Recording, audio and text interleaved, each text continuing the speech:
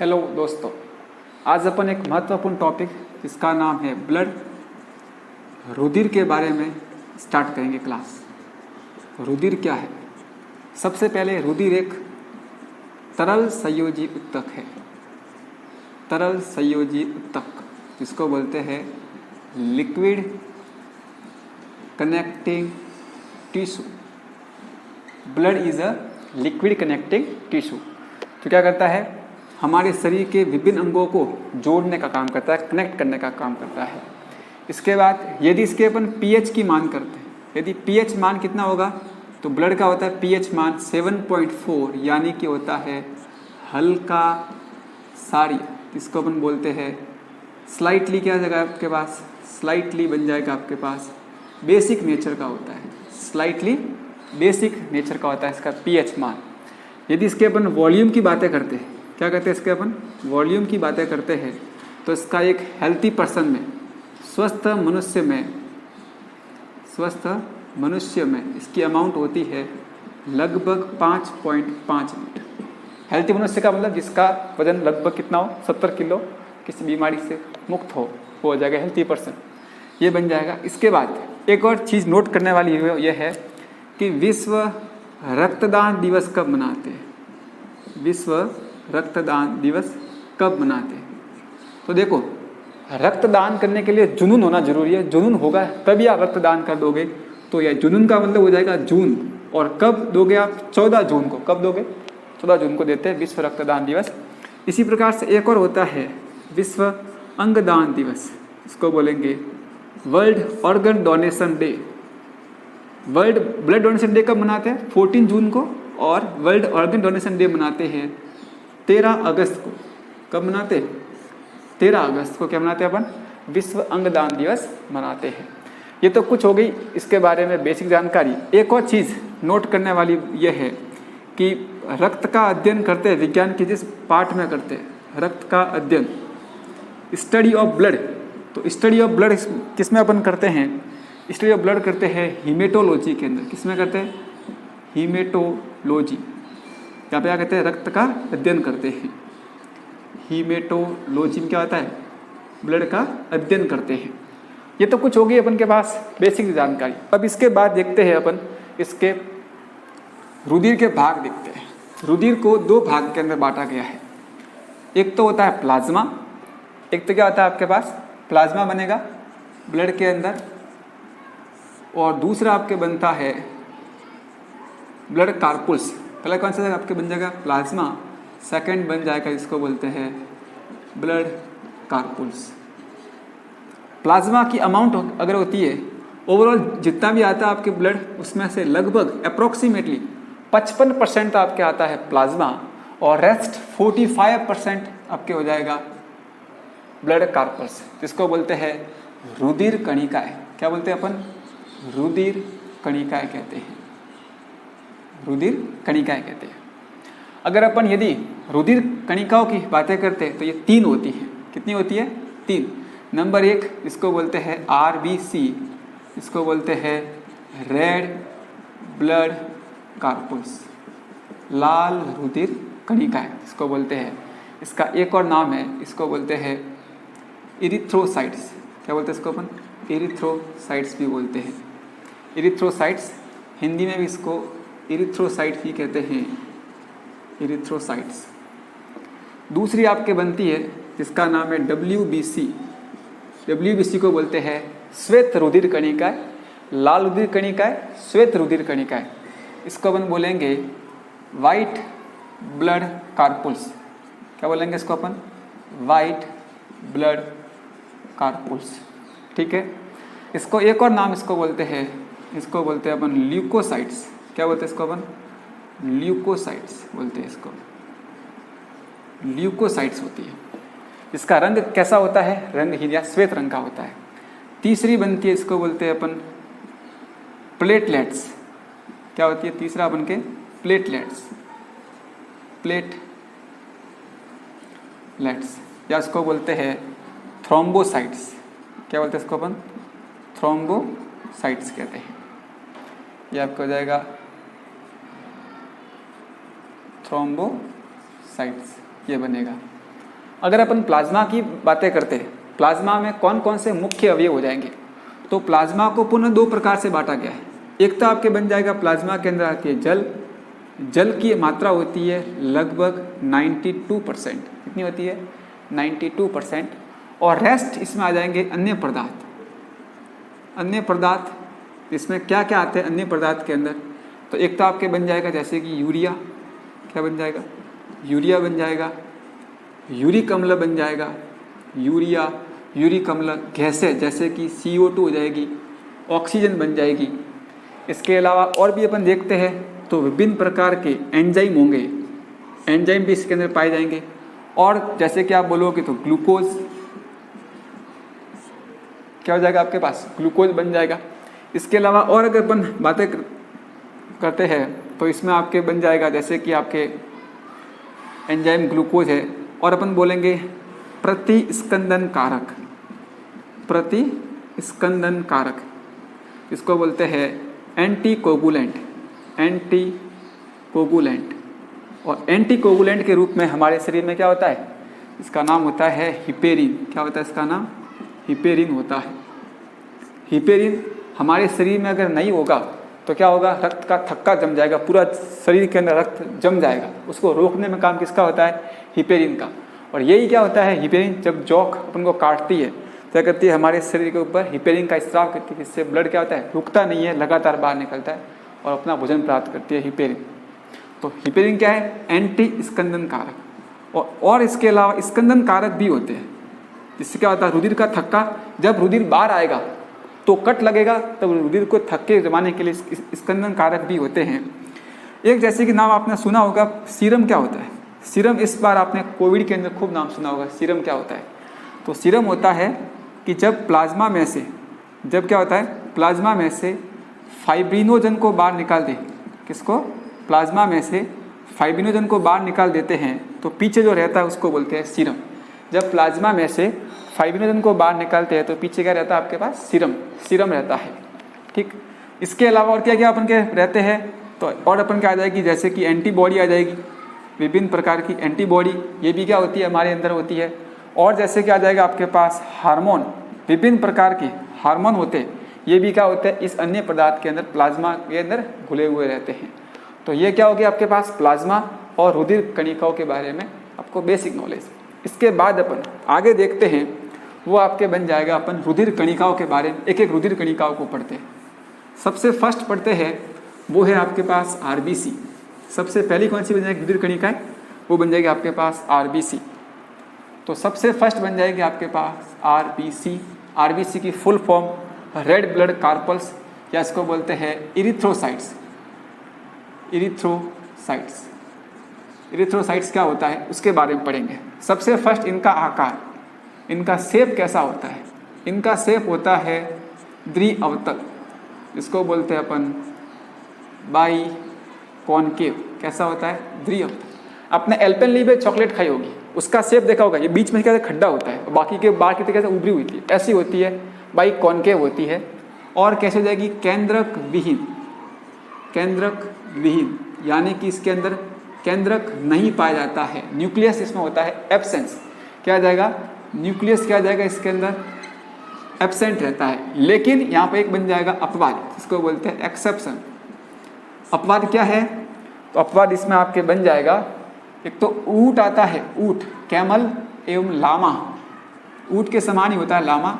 इनके अंदर क्या होता है, ऊंट और लामा के अंदर केंद्रक उपस्थित होता है, केंद्रक प्रेजेंट रहता है, ऊंट और लामा में केंद्रक प्रेजेंट रहता है। और बाकी केंद्रक विहीन, माइटोकॉन्ड्रिया भी नहीं होते हैं, ठीक है, माइटोकॉन्ड्रिया, गोल्जी बॉडी आदि इसके अंदर अनुपस्थित रहते हैं। आप लिख सकते हो, माइटोकॉन्ड्रिया है, माइटोकॉन्ड्रिया है, गोल्जी बॉडी है, ये भी क्या रहते हैं इसके अंदर, एब्सेंट रहते हैं। इसके बाद अपन देखते हैं, केंद्रक हो गया। अब इसका देखते हैं जीवन काल, इसको बोलते हैं इसका लाइफ पीरियड। जीवन काल कितना होता है इनका, लाइफ पीरियड, लाइफ पीरियड इनका होता है अप्रॉक्सीमेटली 120 डेज। कितना होता है, 120 दिन होता है इसका जीवन काल होता है। इसके बाद जीवन काल के बाद अगर इसकी अपन देखते हैं, जीवन काल बन गया, इनका निर्माण कहाँ पे होता है, इनका निर्माण कहाँ पे होता है? तो इनका निर्माण होता है हमारे शरीर के अंदर। अस्थि मज्जा होती है, क्या होती है? अस्थि मज्जा, इसको बोलते हैं बोन मैरो। क्या बोलते हैं अपन?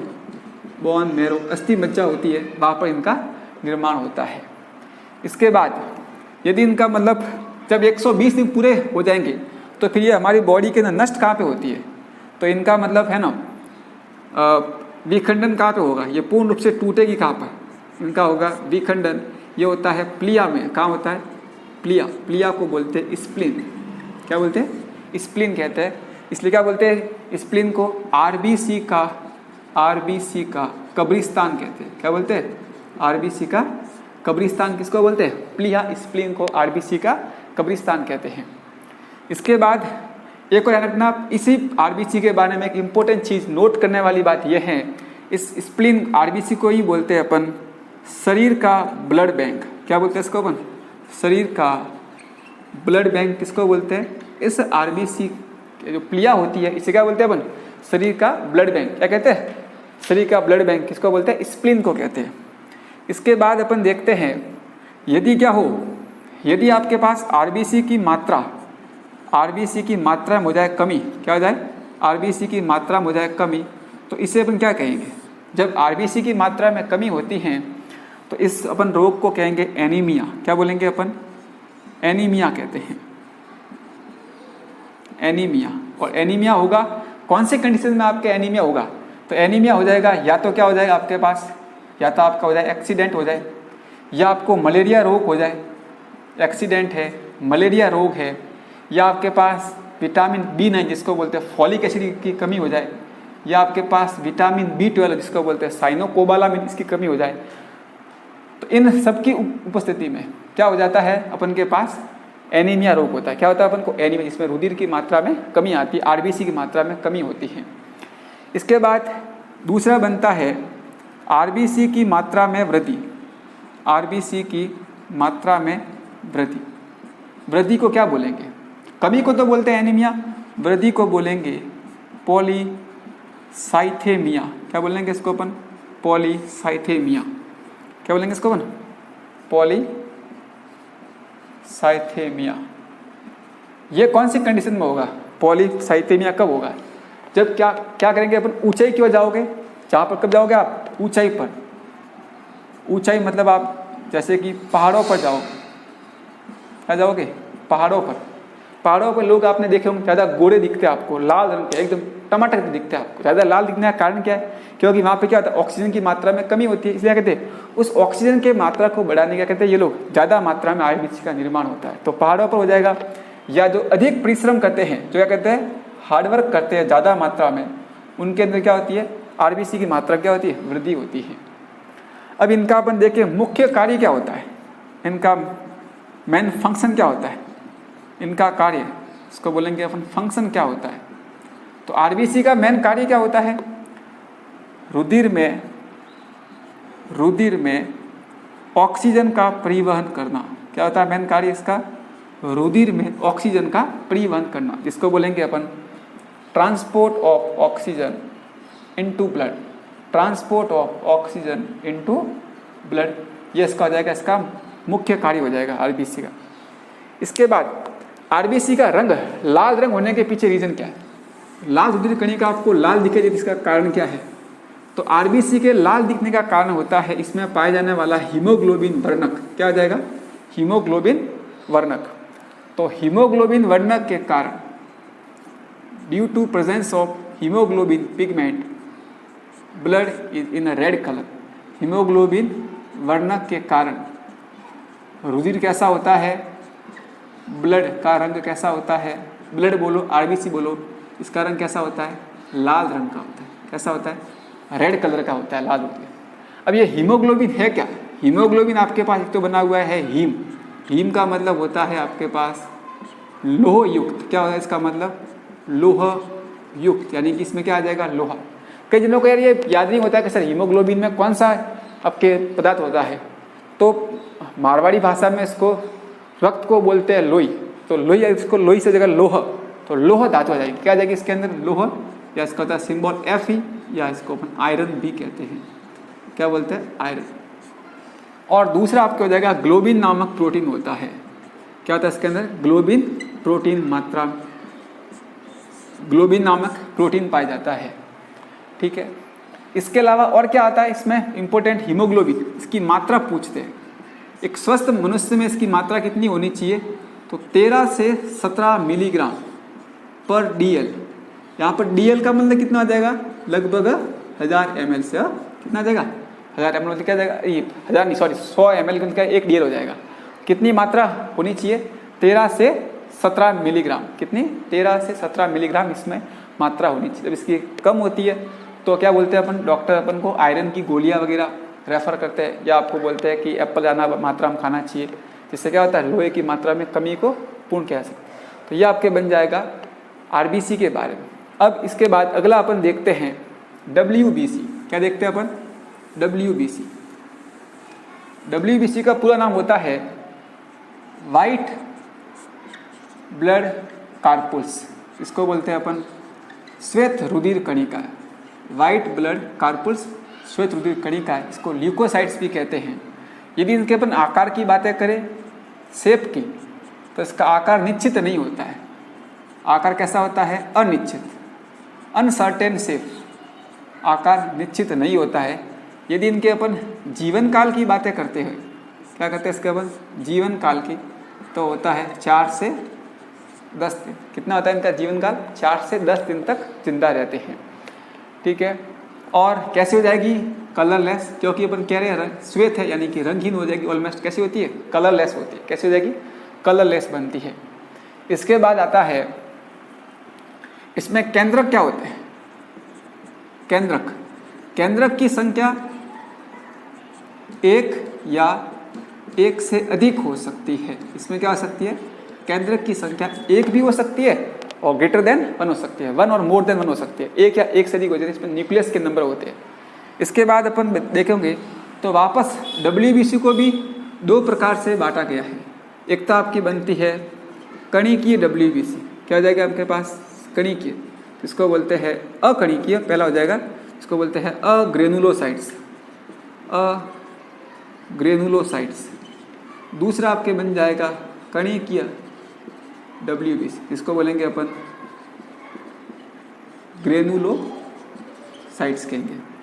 इसमें अकणिकीय के 2 भाग होते हैं। एक तो होता है बी लिम्फोसाइट्स। कौन सा आ जाएगा आपके पास? बी लिम्फोसाइट्स, इसको बोलेंगे अपन बी लिम्फोसाइट्स। एक आपके बन जाएगा इसके अंदर, वो आ जाएगा आपके पास मोनोसाइट्स। कौन सा आ जाएगा आपके पास? Monocytes, monocyte. ठीक है, अब इसके बाद कणिकी को फिर से 3 प्रकार से अपन ने बांटा गया है। कणिकी को 3 प्रकार से। एक तो आपके बन जाएगा इओसिनोफिल्स, इओसिनोफिल, इंग्लिश में भी ये इसको बोलेंगे इओसिनोफिल। दूसरा आपके बन जाएगा बेसिनोफिल्स, इओसिनोफिल्स। दूसरा आ जाएगा आपके पास बेसिनोफिल। तीसरा आपके बन जाएगा न्यूट्रियोफिल्स, न्यूट्रियोफिल। इओसिनोफिल्स, बेसिनोफिल्स और न्यूट्रियोफिल्स, ये आपके बन जाएंगे। ठीक है, अब इसमें क्या होता है? ये होता है मोनोसाइट्स। ये होते हैं सबसे बड़े, आकार में सबसे बड़े होते हैं। आकार में सबसे बड़े, आकार में सबसे बड़े कौन होते हैं? मोनोसाइट्स होते हैं। और कैसे होते हैं? गतिशील होती है। कैसी होती है इनकी? ये गतिशील, मूवेबल होती है मोनोसाइट्स। ये होती है आकार में छोटे। बी लिम्फोसाइट कैसे होते हैं? आकार में छोटे होते हैं। और कैसे होते हैं? अगतिशील। कैसे होते हैं? अगतिशील होते हैं। अगर इनका निर्माण की करते बात है, इनका निर्माण, बी लिम्फोसाइट निर्माण कहाँ पे होता है? तो इसका निर्माण होता है बी और टी, यानी कि उसको बोलते हैं अस्थि मज्जा और थाइमस के अंदर। इनका निर्माण कहाँ पे होता है? अस्थि मज्जा का निर्माण कहाँ पे होता है? अस्थि मज्जा और थाइमस में इनका निर्माण होता है। ठीक है, इसके बाद अपन देखते हैं इओसिनोफिल्स, बेसिनोफिल्स। मान लो कोई कोशिका दे रखी है, तो इओसिनोफिल्स के अंदर लगभग केंद्रक की संख्या होती है 2। कितनी होती है? 2 केंद्रक होंगे। कितने होंगे केंद्रक? 2। इओसिनोफिल्स में केंद्रक होते हैं 2 बेसिनोफिल्स की अगर अपन करते हैं बात है तो इसमें केंद्रक की संख्या होती है 3। कितनी? इसमें केंद्रक की संख्या 3, 1, 2 और ये 3। इसमें संख्या कितनी हो जाएगी आपके पास? 3 बनती है। इसी प्रकार से यदि अपन न्यूट्रोफिल्स की करते हैं बात है, न्यूट्रोफिल्स की संख्या इसमें होती है 3 से 4, 5 ऐसे हो सकती है। ये सब आपस में जुड़े हुए हैं। इनकी संख्या कितनी हो सकती है? 3, 4, 5। तो केंद्रक इसमें कितने बन जाएंगे आपको दिख रहे हैं? 2। बेसिनोफिल्स में बन जाएंगे आपके पास 3 और न्यूट्रोफिल्स में कितने बन जाएंगे आपके पास? 3 बनते हैं। न्यूट्रोफिल्स को बोलते हैं भक्षाणु। क्या बोलते हैं इसको अपन? भक्षाणु। इसको बोलते हैं मैक्रोफेज। क्या बोलते हैं इनको अपन? मैक्रोफेज कहते हैं। बेसिनोफिल्स क्या करते हैं? ये क्या करते हैं? इओसिन होती है, इओसिन डाई, उससे क्या होता है? ये लोग कलर होते हैं। और ये आपके बनता है मिथाइलिन ब्लू से। किससे होता है? मिथाइलिन ब्लू से इनको मतलब अभिरंजित कर सकते हैं। इनका अपन अभिरंजन किससे करते हैं? मिथाइलिन ब्लू से करते हैं। इनका अभिरंजन किससे करते हैं? इओसिन से करते हैं, अभिरंजन करते हैं। ठीक है, ये आपके बन जाएगी बेसिक जानकारी। इसके बाद ये आपके बन जाएगी बेसिक जानकारी। इसके बाद अगला अपन देखते हैं, यदि इनकी संख्या में क्या होगी? कमी। यदि क्या होगी? इनकी संख्या में कमी होती है तो इसको बोलते हैं इनकी संख्या में कमी को बोलते हैं ल्यूकोसाइटोपिनिया। क्या बोलेंगे इसको अपन? ल्यूकोसाइटोपिनिया कहते हैं। और जब इसमें क्या होती है? संख्या में वृद्धि होती है तो इसको बोलते हैं ल्यूकेमिया। ल्यूकेमिया एक तरह का कैंसर होता है जिसको बोलते हैं अपन ब्लड कैंसर। जब ल्यूकेमिया कंडीशन आती है उसको बोलते हैं ब्लड कैंसर। और उस समय क्या होती है? शरीर में एलर्जी की मात्रा बढ़ जाती है। ठीक है, ये आपके हो गया WBC के बारे में। अब तीसरा देखते हैं, और इनका तीसरा अपन पढ़ेंगे पट्टिकाणु। प्लेटलेट्स क्या होते हैं? प्लेटलेट्स की संख्या की बातें करें तो ये होते हैं, इनकी संख्या 1.5 से 4.5 लाख इनकी संख्या होती है। प्लेटलेट्स की संख्या बन जाएगी। यदि इनका मुख्य कार्य देखा जाए तो इनका मुख्य कार्य है, कहीं पर अगर आपके चोट लग गई तो चोट लगने पर रुधिर का थक्का बनाना, इसे क्या बोलेंगे अपन? Formation of clot. क्या हो जाएगा इसका मुख्य कार्य? Formation of clot. ये इसका बन जाएगा मुख्य कार्य बन जाएगा। यदि क्या हो जाए? प्लेटलेट्स की संख्या में असामान्य वृद्धि हो जाए, प्लेटलेट्स की संख्या में असामान्य वृद्धि हो जाए, असामान्य वृद्धि क्या होगा? कभी कभार जो रेगुलर होनी चाहिए उससे अधिक मात्रा में अगर वृद्धि बनती है, असामान्य वृद्धि होती है, तो इसको बोलेंगे थ्रोम्बोप्लास्टोसिस। क्या बोलेंगे इसको अपन? थ्रोम्बोप्लास्टोसिस कहेंगे। और जब ऐसी कंडीशन होगी, थ्रोम्बोप्लास्टोसिस वाली कंडीशन बनती है, उस स्थिति में क्या हो जाएगा? रुधिर में थक्का बन जाएगा, रुधिर में थक्का। तो एक बहुत बड़ी भयंकर समस्या हो सकती है, रुधिर में थक्का बनेगा तो। दूसरा, जब क्या होगा? प्लेटलेट्स की संख्या में असामान्य कमी हो जाए। क्या हो जाए? असामान्य कमी, एकदम फटाक से डाउन हो जाए, तो उसको बोलेंगे अपन थ्रोम्बोसाइटोपिनिया। क्या बोलेंगे इसको अपन? थ्रोम्बोसाइटोपिनिया। और जहाँ पर वर्ड पीनिया आता है, पीनिया का मतलब होता है कमी, और थ्रोम्बोसाइट्स का मतलब थ्रोम्बिन की मात्रा में, आपके प्लेटलेट्स की मात्रा में कमी, इसको बोल देंगे थ्रोम्बोसाइट्स। और ये होता है डेंगू। किसमें होती है? डेंगू की कंडीशन में, जिसे क्या बोलते हैं? हड्डी तोड़ बुखार भी कहते हैं। क्या बोलते हैं? हड्डी तोड़ बुखार भी कहते हैं डेंगू को। उसमें क्या होती है? प्लेटलेट्स की मात्रा में काफ़ी ज़्यादा मात्रा में कमी आती है। तो इसके उपचार के लिए क्या करना चाहिए अपन को? कैरी का पपाया, जिसको बोलते हैं पपीता, पपीता आते हैं, उसके पत्तों का जूस पीना चाहिए, ताकि प्लेटलेट्स की मात्रा में काफ़ी फिर से तेज़ी से वृद्धि होती है। और यदि इसके अपन उत्पादन की बातें करें, इसका प्रोडक्शन कहाँ पे होगा? प्लेटलेट्स के प्रोडक्शन की बातें करते हैं तो प्लेटलेट्स का प्रोडक्शन आपके बनता है बोन मैरो के अंदर। क्या होता है इसका निर्माण भी? बोन मैरो, अस्थि मज्जा में इसका निर्माण होता है। किसका? प्लेटलेट्स का निर्माण होता है। इस प्रकार से अपन ने बेसिक चीज़ें RBC, WBC, प्लेटलेट्स और रुधिर के बारे में अपन ने संपूर्ण रूप से पढ़ लिया है। आशा करता हूँ आपको दी गई जानकारी समझ में आई होगी, और भी आगे आपको वीडियो बनाऊंगा। धन्यवाद।